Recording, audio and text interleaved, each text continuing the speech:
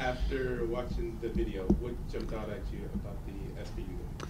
Just felt like the first 5 minutes of the game we looked like the best team in the country, and then after that I think we got a little gambly, we got a little extended, some turnovers, so there were some great learning points. We got to, you can't do the right thing some of the time. You got to do the right thing all the time. And I reminded them we were down 13-3 to Kansas, and we came back out. And everybody that you play, you got to just make the right play. Against anybody that hit a three, there's a steal. A game can change like this, and so I think that was the biggest lesson. Did the offense?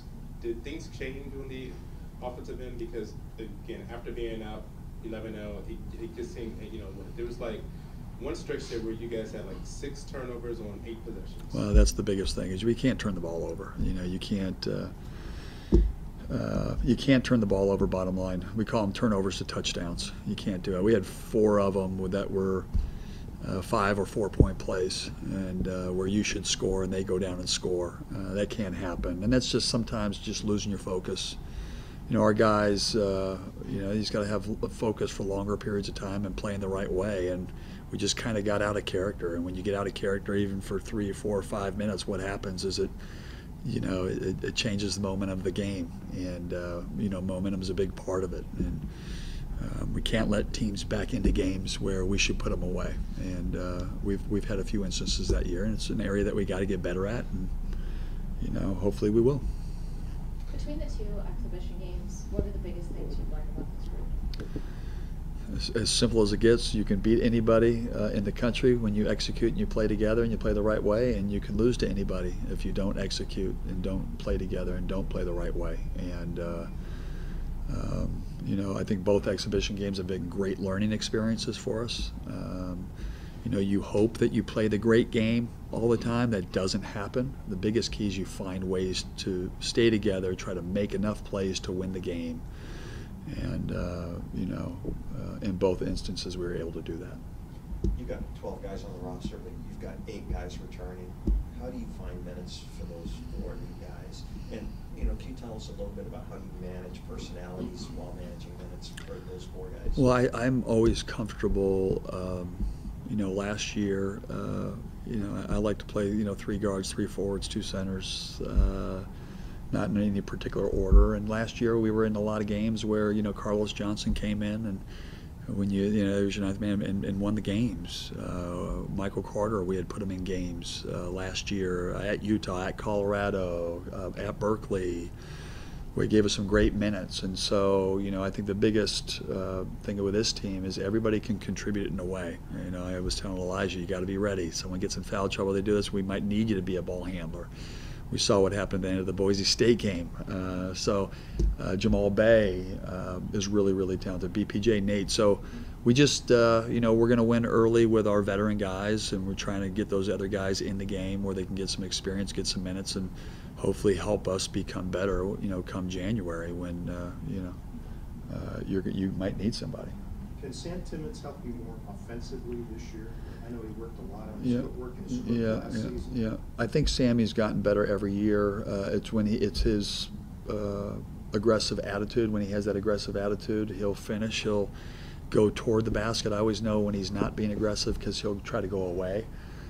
But the one thing I know on day in and day out is he's a really smart player. He's an anchor in our defense. And when you get really good, that confident Sammy on the offensive end, you've got a great player. He's better on his foul shot for the most part, which has been really good. And he's a very good passer. So yes, when a confident Sammy you saw in games last year where at USC, Kansas. I mean, he was terrific, and we need him to be. You need him to be. And offense, rebound, putbacks, finishing around the rim, and just he's such an unselfish teammate that him being on the floor is big for us. And it seems as if the Hilltoppers may have a dominant big guy down low. Yeah. Do we know what his status is? Will he be? Bassey will be here. Yeah, he's a big time player. He was the top 5 high school player in the country. Similar to a little bit like DeAndre Ayton. He's got great size, great athleticism, competes, goes after the ball. And they've got a really good team. Coach Stansbury, my first year at Syracuse, 95, 96, he was the coach at Mississippi State, and we played him in the Final Four. This is a guy who's got a lot of experience. He's gotten some great players there. It's a basketball-rich tradition at Western Kentucky. And last year they're not afraid to play any. They'll play anybody. Purdue, USC. I mean, they were I thought an NCAA tournament team last year. So it's a great contest for us. These are games that they're always difficult, but they're the games that really prepare you for where we want to be. Great coach, great program, great talent. It's going to be a great test for us. They played Utah also in the NIT. Yeah. What's their style? What do they like to do? They like to get up in you and create havoc. They're very aggressive defensively. They can go into a 1-3-1. They've played 2-3. They'll pressure defense. They'll try to reach and gamble and play aggressive, a lot like Nevada tried to play against us. Offensively, they're an attack team. They're a team that really, I think they were in the top 10 in free throws attempted last year. So a team that's really going to try to drive and attack. They've got a couple really good shooters, but they're an attacking type of system and program, and be really a great test for us. Is it a little difficult to scout them, knowing that they'll at least miss some players? They've got a lot of guys, Percy, transfers, different guys like that. And I know there's some suspended guys, so they've got a lot of new guys. But usually coaches, as great as Coach Stansbury, they play a certain style. They always have. They played the way at Mississippi State. They had Eric Dampier. It was like a Bassie, and so personnel. We just know the pride of a program when you play a team with the pride that they have, not only as players as coaches, is they're going to bring it, and we got to be prepared for that. Do you like opening a season with a challenge like this? You can ask my wife that. I don't know if I've been too talkative, but it's listen.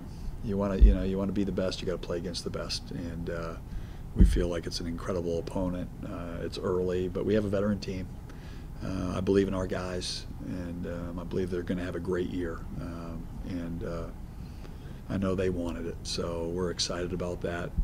Western Kentucky is a great program. And it should be a great game. You had two exhibition games this year. And what's the feeling the day before the game, and how would you describe the attitude of the team going into tomorrow after this? I think as a coach, you're for me, I'm always optimistic. I always see the good in things.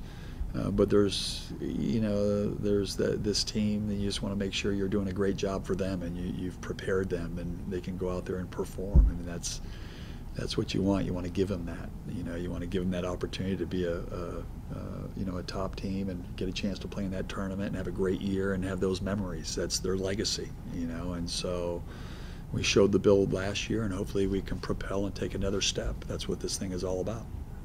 You've talked about it, and a lot of your players have talked about the importance of keeping a chip on their shoulder this season. How do you make sure that happens, that stays there, especially in a year where there's more expectation? It's not maybe. Well, I just think I like to I don't want to be too negative with these guys. You're always trying. I always say it's 72 degrees. You're trying to keep them there. But to let them know, we have the motivation. People talk, well, now we have a target in our back. Well, you know what? After we had beaten Kansas, we did that. Before we played Arizona State, they knew we were good. It wasn't like all of a sudden, oh, they're pretty good. They want to beat us. But the chip is we're not where we want to be. And that's the next step. That's the next challenge. Now it's up to them. Can we do it? And it's up to the coaching staff to give them the roadmap. More together, more assists, rebound the ball, those things that we were subpar last year at. And that's where we need to see the improvement.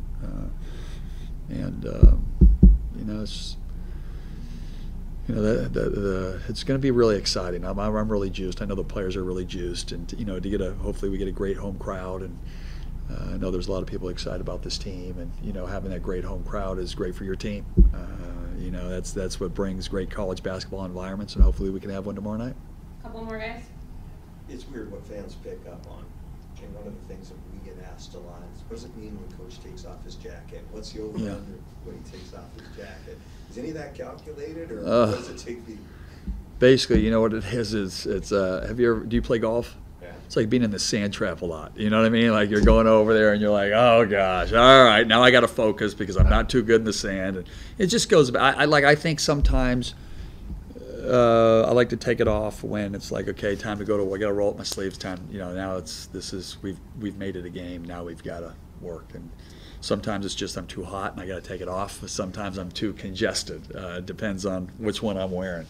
But I'm a roll up the sleeves type of guy, and sometimes I don't even know why I'm doing it. But I'm a feel guy, and so.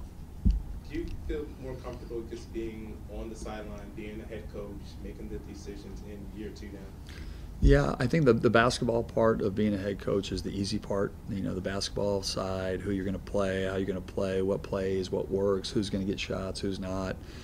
The hard part is, running the business part and the commitment. It's just different. So do I feel more comfortable? I feel more comfortable because we have experienced players this year than we did last year. And that last year there was a lot of uncertainty. This year there's the more certainty because when they're at their best or when they're not and how to coach them. Last year we were learning on the job as we were playing. And that's what was so exciting. It was how quick they had got the system and adjusted to the system and to our style. And so I'm a lot more confident going into games with this team. Is the media part the easy or the hard part for you? To be honest with you, I love you guys. I know, I love being around people. I love, giving the message of what we're trying to be. You guys have been terrific to me, for my family and all that stuff. So, just want to give you a great product and make you and allow you to be able to do your job and give you what you need to do your job at the best.